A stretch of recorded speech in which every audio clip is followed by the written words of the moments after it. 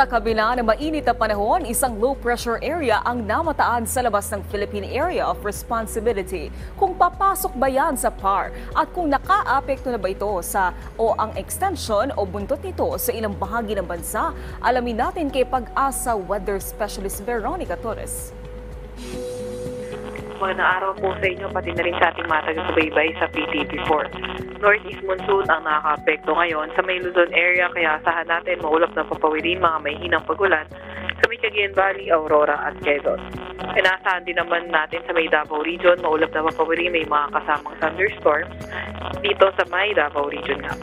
Sa Metro Manila at nalalabing bahagi ng Luzon at Western Visayas, partly cloudy to cloudy skies, may mga chance na may hinang pagulan at sa nalalabing bahagi ng bansa, partly cloudy to cloudy skies din, pero may mga chance na ng mga localized thunderstorms.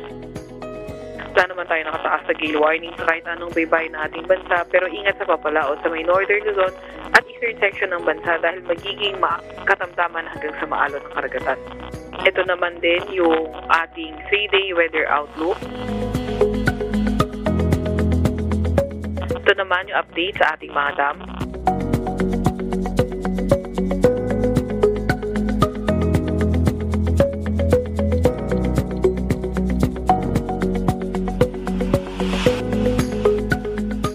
Update naman sa ating low pressure area na binabantayan sa labas ng ating Philippine Area of Responsibility. Itong low pressure area na ito, nananatiling mababa yung tsansa na maging isang ganap na bagyo or pumasok na ating area of responsibility in the next 24 to 48 hours.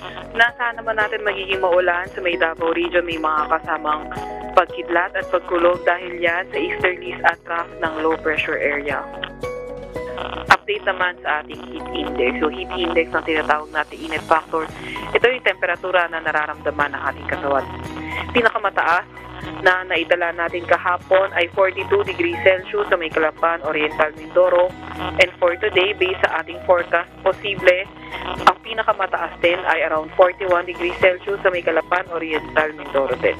Base sa ating forecast, ang magiging heat index dito sa may Metro Manila pwede maglaro mula 34 to 35 degrees Celsius. At yan po munang latest mula sa Weather Forecasting Center ng Pag-asa, Veronica C. Torres.